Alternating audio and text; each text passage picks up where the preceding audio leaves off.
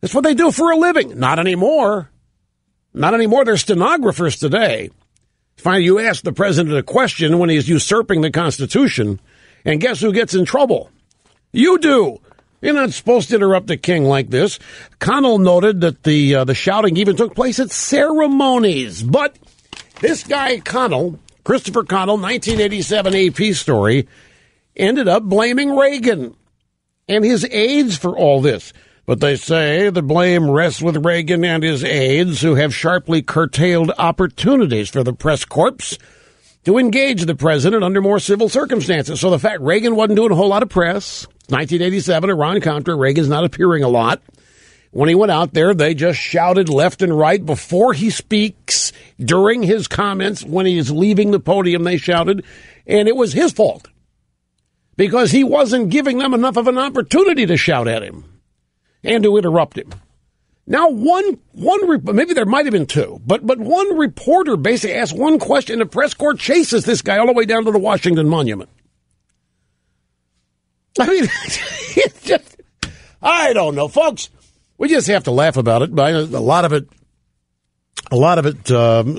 is not funny when you get right down to it. But Mr. Bloomer at Newsbusters notes that this aggressiveness for the White House press corps occurred throughout both of Reagan's terms, likely in an attempt to make the president seem aloof and standoffish. And all Monroe did was ask the question that should have been on the mind of every American watching. Why do you favor foreigners over Americans here? You're going to flood the job market with 800,000 illegal kids or youths. Why are you giving them precedence and favorable treatment over Americans? News media used to call that speaking truth to power. But not any longer, ladies and gentlemen. How about Helen Thomas? I mean, Sam Donaldson, Mr. President, Mr. President. Sam, what's her name? Helen Thomas and Sam. Know what a tag team duo that was. Some of you, these names may not mean anything to you, at least in terms of their historical context. But look, there's nothing new under the sun here, except this.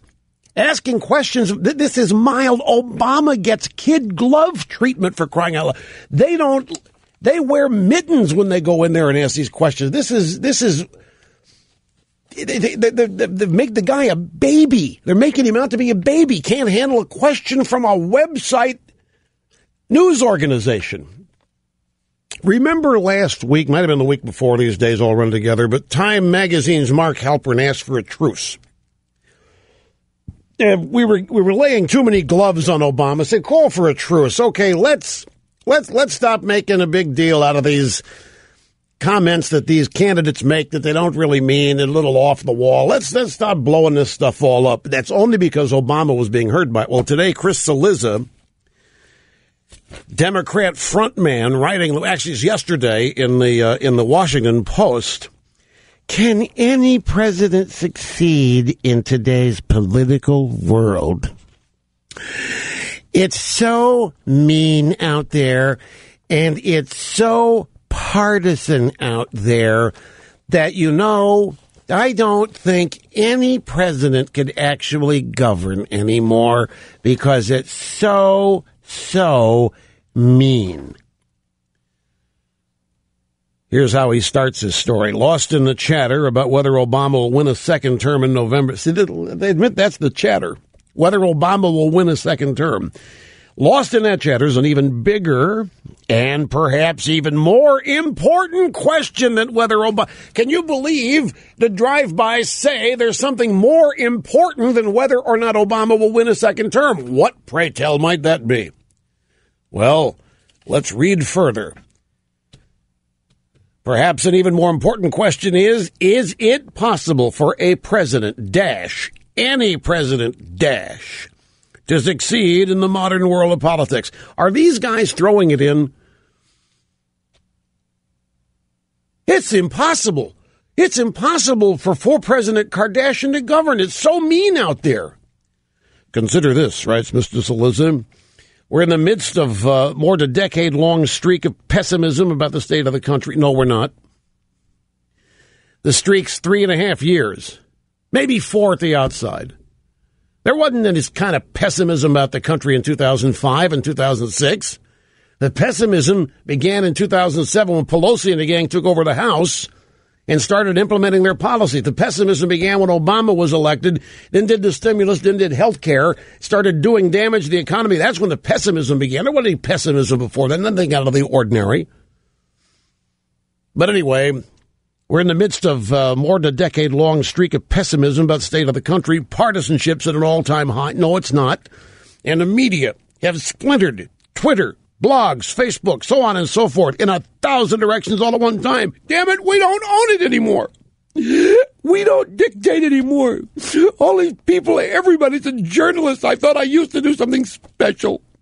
I was a reporter for the Washington Post, and now everybody has a Twitter account, and I don't count for beans. It is so bad Obama can't govern.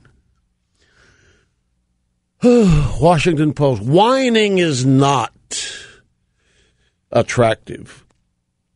Complaining, whining. I don't know how to deal with whiners anyway. Do you? I mean, I literally don't know how to. No, I'm serious. Well, maybe I laugh, but I mean, internally, I don't know how to deal with them. Anyway, so Liza says, just her, we're in this month-long or a decade-long streak of pessimism. But you see, what we have here, the mainstream news media pining for the days when they had total control over setting the agenda. That's what he means here. Facebook, blogs, Twitter, so on. There's so many people out there who do what I do, and they all have readers. You know, writing at the Washington Post used to mean something. I know how he feels. You know, back in the days, not making an excuse for him, but I just say in my line of business and work, back in the days when it was just ABC, CBS, NBC, you got a job at one of those places. It was special. There were only 3 places you could work. And then CNN came along. It was different. And so Liz is not old enough. He wasn't part of the monopoly. He remembers it. But back in the day, it was the 3 networks, the Washington Post, New York Times, and that was it. That maybe Time Magazine, they determined the news agenda. And it was that was attractive to all these guys, get into the news business, and now they're in the news business, and they look at the golden age, not as now, but way back then. You're really offended that some jerk can type 140 characters on Twitter and get more attention than somebody with a byline at the Washington Post or the New York Times. It would irritate you, too. And we also have, I think, understandably, because Chris is young, but there's a total ignorance of history. You know, up until the 1970s, even small towns had a couple of newspapers, sometimes more, and there were a variety of political views. Liberal mainstream media's total control over the flow of information has been a relatively recent and short-lived phenomenon, but it existed, and they longed for it. And the partisanship of it's so bad, like it's so partisan. One reporter asked the president a question. Stop and think. And it was the news all weekend. One reporter asked the question. That's partisanship? How many reporters were at that press conference? That little announcement. It wasn't a press conference. It was a little announcement of how, hey, you know what the Constitution means to me? President Kardashian strode to the Rose Garden. Here's what the Constitution means to me. And one reporter asked a question, and we're told there's too much partisanship out there. The partisanship of today is just as strong as it was during the days of Nixon. Do you see the press trying to drum this president out of power? Well, they did during Watergate, and in their minds, they succeeded. They hated Nixon. I'm the new Nixon. They're trying to drive me out of business. Oh, so grab audio soundbite number 3. I have to thank Sarah Palin. She was at the Right Online conference, the right-wing bloggers and so forth that met out Las Vegas over the weekend. Americans for Prosperity put the thing on, Right Online, and she was the keynote speaker. She touched on a lot of things, including this. Look at the big kahuna, the fearless leader of some of us ditto heads, Rush Limbaugh. Look what they try to do to him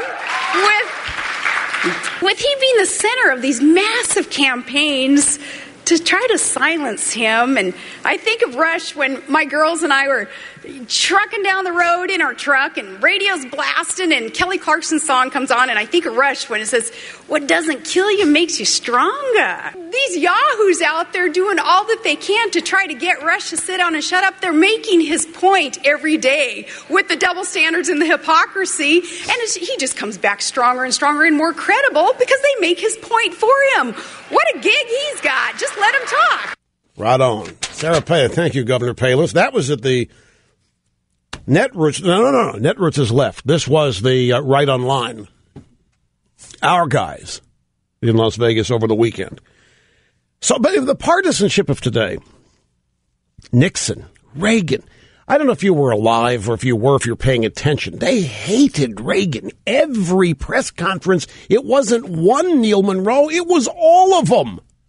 And we just found this 87 AP story. Newsbusters dug it up. They did it on purpose to make Reagan look like he was out of it when he refused to answer the questions. And by the way, so Liz is here. He's worried. Oh, let's go back to the beginning of his piece here. Lost in the chatter about whether President Obama will win a second term in November is an even bigger, an even more important question. There is something more important than whether Obama will win? Who knew? That question is it possible for a president, any president, to succeed in the modern world of politics? I want to point out to you that even during all this partisanship back 70s and 80s, Nixon reelected. Reagan reelected. Clinton, tons of partisanship during the Clinton year. They even impeached him. Clinton reelected. They all managed to accomplish things in their second terms, including Nixon, despite the news media's best efforts. They all governed. But now there's so little faith in Obama. That's really what this adds up to. There's so little confidence and so little faith in President Kardashian. Now Halpern wants a truce. So Liz says, oh, no, it's so partisan. I don't think anybody can govern. Obama was special. He was better than anything. This guy makes the sea levels fall just by showing up at an apple orchard. I'll take a break here, folks. Be back and resume right after this.